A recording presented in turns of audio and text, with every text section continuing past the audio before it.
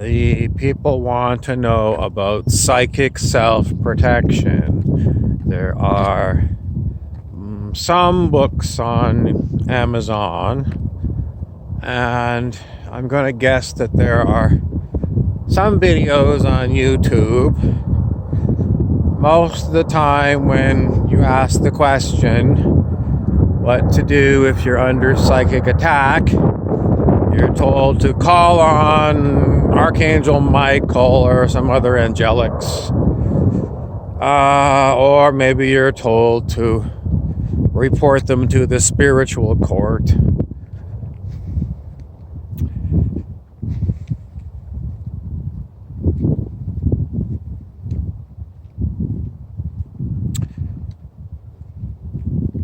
What is a psychic attack?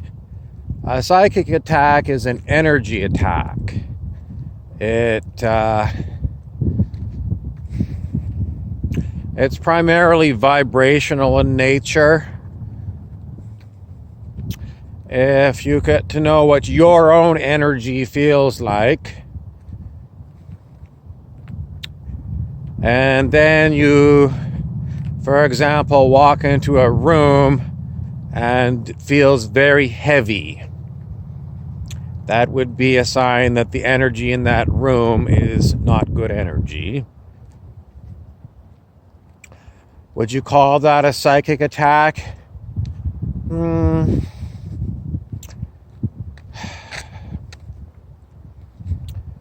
I suppose, although it's mostly you walking into the room that's got a lousy frequency. It's like you're walking in and it's a crappy thing.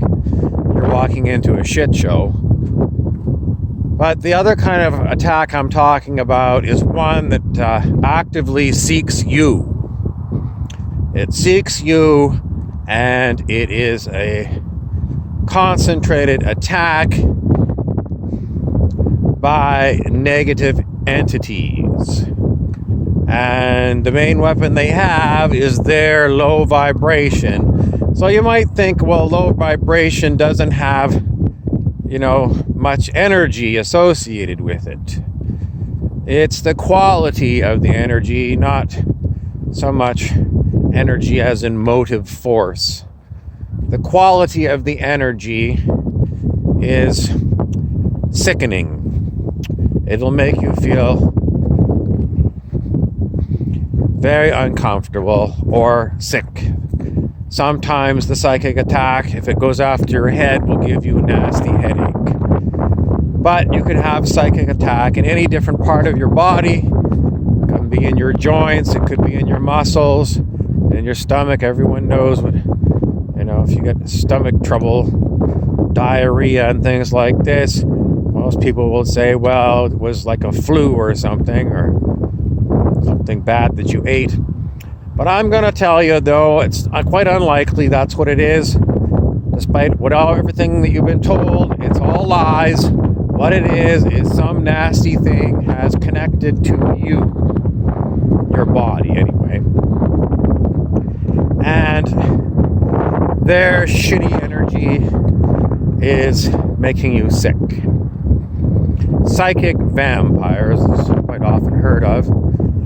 And what else happens to you when you're under a psychic attack? Well, you might hear them talking to you. These beasties come from the lower astral, and they are of a different class than us. They have got abilities that might make you think that they are some kind of something sent from heaven, because they can read your energy, and they're very good at accessing your personal memories. They can dig stuff up about you, about anything in your life. So if someone comes up to you or starts talking to you and starts giving you information, don't assume that that person is a good person.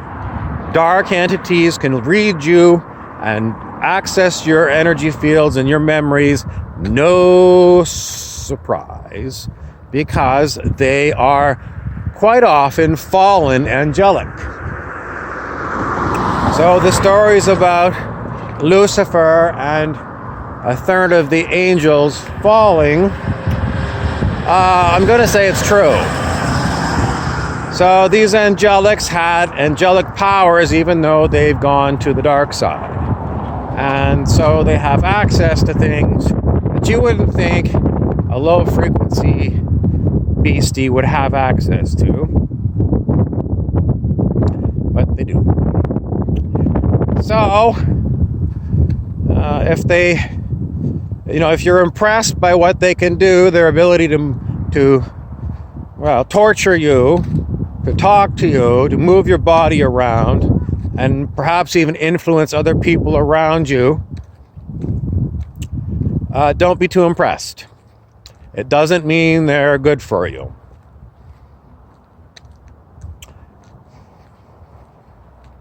If they threaten you, it's an immediate red flag. You're dealing with a dark entity.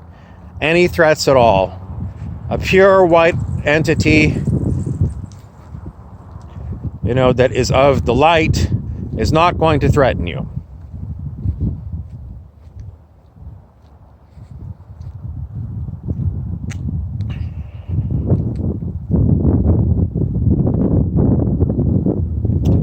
Okay, so I want to comment on the people saying, white is of the light and, dark is of evil. I suppose it's an old custom.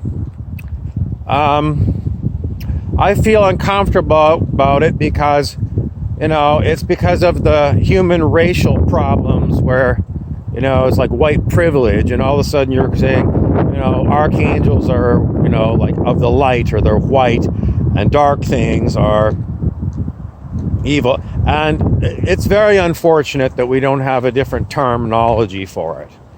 Very unfortunate, because, when I think about it, I think this is really horrible. It just piles on to the incredible amount of racism that we've had on this planet, because people have different color skins. So, I wish there was another way to put it.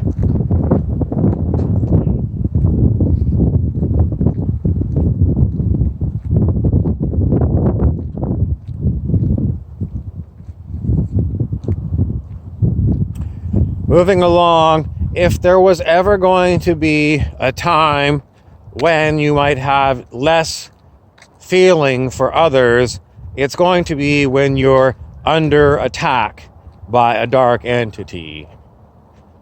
Because what happens is when you're under attack, you seem to be focused so much on defending yourself from the dark entity that is sending horrible at you, that the low frequency of the entity in your aura will cause you to become judgmental. You'll know you're dealing with a demonic thing, but then other beings that are around, you might misjudge them. You might consider them to be demonic too. And your memory field will tend to go to past times when you had unpleasant incidents with other beings who are still around. So you're basically going to remember the worst about the other people that are around you. Is it possible to avoid it?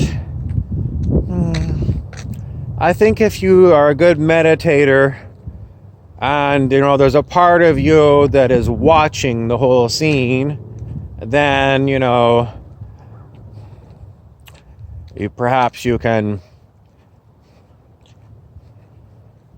separate yourself somewhat from what goes on. But I just want to caution you that if you throw everyone under the bus while you're under demonic attack, it's Well, it's typical of when you're under demonic attack, and then later on, when you're not under demonic attack and those other beings come around and said, hey, I wasn't being nasty, I wasn't part of the attack. Well, you might say, well, why didn't you step in to help me with this demonic attack? And most likely their answer was, I don't know how.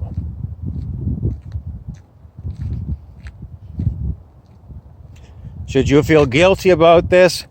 No.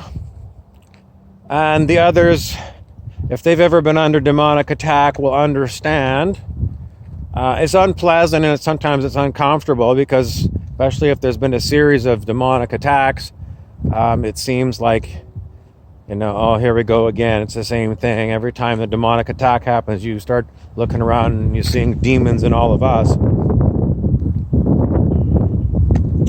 But it's also true that when you're under demonic attack, that the other beings around you, could be that their vibration does fall, and it could be that they are not as pleasant as they normally are too. So, it's hard to say, because it's when you are sensing the energy and you've got a major threat because you've got some really negative thing in your field, it's very hard not to focus on that negativity. I mean, you can try and look at a flower, but if you're feeling sick to your stomach and you got pains all over your body from a demonic attack, it's a very tough thing. Very tough thing. But I would say that, again, if you know what your regular vibration is and you're normally a happy person and you're under demonic attack and you start feeling sick, well, it's not your energy. It's the energy of the demonic that is attacking you. And if you get really good at remembering that you are normally a happy person, you can even say to the demonic thing, this is your shitty energy. It's nothing to do with me. It might not make the energy go away, but it will remind you that this is not who you are. You are not a sick person feeling horrible energies, horrible sick torture. It belongs to the other thing.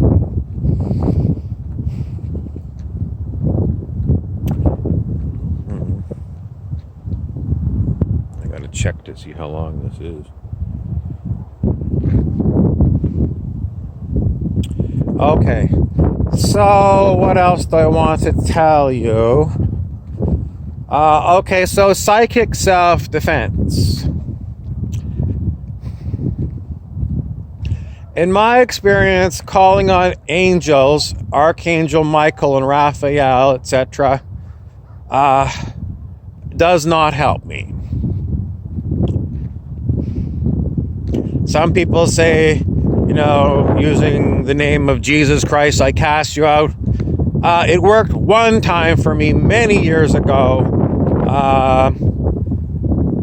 I don't think it works.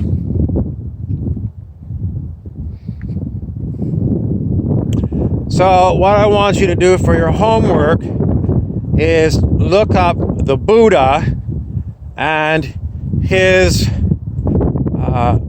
deep meditation while he was being attacked by the demon Mara, M-A-R-A, and you will have an interesting story about how an enlightened being deals with demonic attack. And the thing is that the Buddha had so much spiritual power and knew that Mara was attacking him.